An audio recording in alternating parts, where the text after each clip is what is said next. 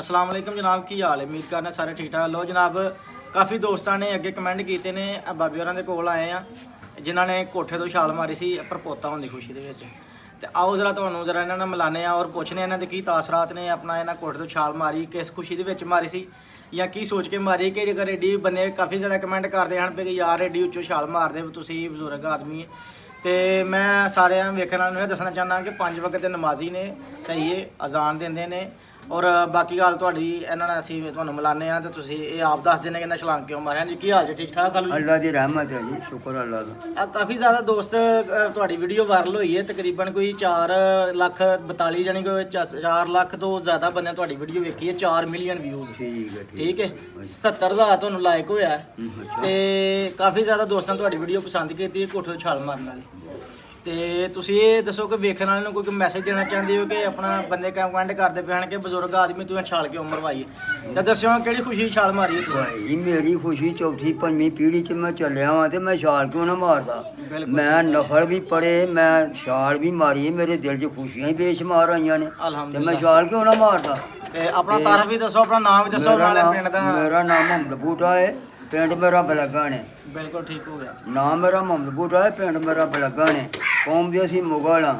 मैं जद्दी पुश्ती नमाज पढ़ना वा और नफल भी पढ़ना वा, तहज्जुद वेले उठना वा ते अल्लाह की मेहरबानी नाल सोहणे अल्लाह नूं याद करना वा। मेरे ते अल्लाह दियां बड़ियां करन वालियां ने, सोहणे अल्लाह दा करम है। मेरे बच्चे बहुत नेक ने, मेरी खिदमत करदे ने, मेरियां नूहां बड़ियां चंगियां ने अल्हम्दुलिल्लाह। 5-7 मेरियां नूहां ने, पोतरियां भी 3-4 ने, फिर जेहड़ियां मेरियां नूहां पुत्रां तो ने वो भी 3-4 ने। एक मेरा पुत्र फौत हो गया, मेरे 4 पुत्र सन ते एक मेरा पुत्र फौत हो गया।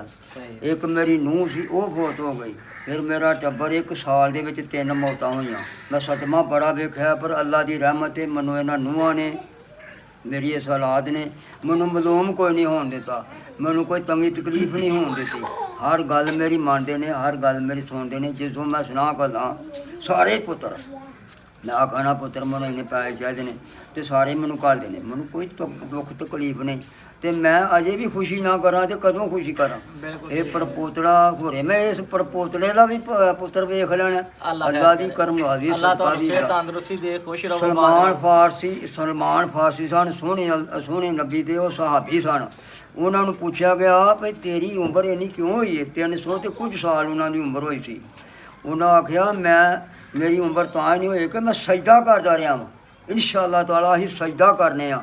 मैं जो नमाज पढ़ लेना वा, जो तहज्जुद वेले जो इधर लुआना वा, 2 नफल अशराक दे पढ़ के फिर मैं सजदा करना वा ते रब दी बारगाह दे विच मैं शुक्र अदा करना कि अल्लाह सोहणिया तेरा लात दात वारी शुक्र है, मैनूं तू ये तौफीक देना मस्जिद विच आउण दी। मैं अपनी बार मान नमाज पढ़ना वा, नफल पढ़ना वा ते मैं तेरा शुक्र अदा करना वा। अल्लाह की दात पाक आंदी है बंदिया, जो कोई नहीं ना जागदा तो सारी दुनिया सुती होंदी तो तू आके अल्हम्दुलिल्लाह रब्बिल आलमीन अर्रहमान रहीम जो तू आके आना ना तो मैं तेरे ते रहमतां दे खजाने खोल देना। मैं रहम तेरे ते रहम ना करा तो की करा, तू मेरी सिफत करना पिया। तो उस वेले का उठना, उस वेले का जागना बहुत बड़ा अच्छा। अल्लाह हर किसी को तौफीक देवे तो अल्लाह पाक अगे मेरी आरज़ू है, अल्लाह पाक अगे दुआ है मेरी कि अल्लाह सोहणिया हर किसी की औलाद नूं नेक हदायत दे तो हर किसी की औलाद नूं माँ बाप की खिदमत करने की हदायत दे। मेरी औलाद जिस तरह मेरी खिदमत कर दे, मैं किसी को आखा मैं बोस की आ मेरा पुत्र बास है, जो पोतरा अल्लाह ने दिता है, उन्हें पहला मतलब मैनू बोसकी का सूट घल दिता कि अब्बा यह सवा के सूट तो गल पा। जोड़ा मेरा बड़ा पुत्र उन्हें मैंने 2 सूट घल्ले ने भाई अब्बा सूट सवा। मैनू कादी परेशानी है? मैनू कोई परेशानी नहीं, मैं खुशियां ना करा तो की करा, अल्लाह की मेहरबानी है। पर पोतड़ा फौत हो गया है, 4-5 पर पोतड़े मैनू अल्लाह ने दिते ने, मैनू होर की चाहिए? मैं खुशी ना करा तो की करा। तो अल्लाह वाले हो तुसी भी रब की बारगाह च झुकिया करो, अल्लाह को तौबा तैब करया करो, किसी का हक ना खाओ, नजायज़ ना करो, नमाज पढ़ो, अल्लाह तौबा करो तो अल्लाह जो करे वो बेहतर होंदा है। अल्लाह ते सबर शुक्र करो जिन्ने च अल्लाह रखे। मैं तो भाई अल्लाह का शुक्र ही हर वेले करता रहना पिया, अल्लाह तेरा शुक्र है लात दात वारी। अस्तगफिरुल्लाह पढ़िया करो, अस्तगफिरुल्लाह। साल के गुनाह वो माफ़ हो जाते हैं, अल्लाह ऐसा मेहरबान होंदा है। मेरे 4 पर पोतड़े ने, मेरे 4 पर पोतड़े ने भाई। ਪੁੱਤਰਾਂ ਨੂੰ ਵੀ ਅੱਲਾ ਨੇ ਔਲਾਦ ਦਿੱਤੀ ਹੈ, ਅੱਗੋਂ ਮੇਰੇ ਪੋਤਰਿਆਂ ਨੂੰ ਵੀ ਅੱਲਾ ਨੇ ਔਲਾਦ ਦਿੱਤੀ ਹੈ। ਤੇ ਮੈਂ ਖੁਸ਼ੀ ਨਾ ਕਰਾਂ ਤੇ ਕੀ ਕਰਾਂ? ਮੈਂ ਤੇ ਉਹਨਾਂ ਚਬਾਰੇ ਤੋਂ ਮੈਂ ਛਾਲ ਮਾਰ ਦਿਆਂ ਤੇ ਮੇਰਾ ਦਿਲ ਕਰਦਾ ਛਾਲ ਮਾਰਨ ਦੇ। ਇਹ ਕੋਠਾ ਕੀ ਹੋਇਆ ਮੈਂ ਚਬਾਰੇ ਤੋਂ ਛਾਲ ਮਾਰ ਦਿਆਂ ਮੇਰਾ, ਹੋਰ ਮੈਨੂੰ ਕੋਈ ਖੁਸ਼ੀ ਕਾਦੀ ਚਾਹੀਦੀ? ਨੂੰਹਾਂ ਮੇਰੀਆਂ ਚੰਗੀਆਂ ਮੇਰੇ ਨਾਲ, ਪੁੱਤਰ ਮੇਰੇ ਨਾਲ ਚੰਗੇ, ਪੋਤਰੇ ਮੇਰੇ ਨਾਲ ਚੰਗੇ, ਤਾਬਿਆਦਾਰ ਜਿਹੜੀ ਗੱਲ ਮੂੰਹ ਕਰਦਾ ਉਹ ਮੇਰੀ ਪੂਰੀ ਕਰ ਦੇਣ। ਤੇ ਇਸ ਵਾਸਤੇ ਮੈਂ ਖੁਸ਼ੀ ਨਾ ਕਰਾਂ ਤੇ ਕੀ ਕਰਾਂ?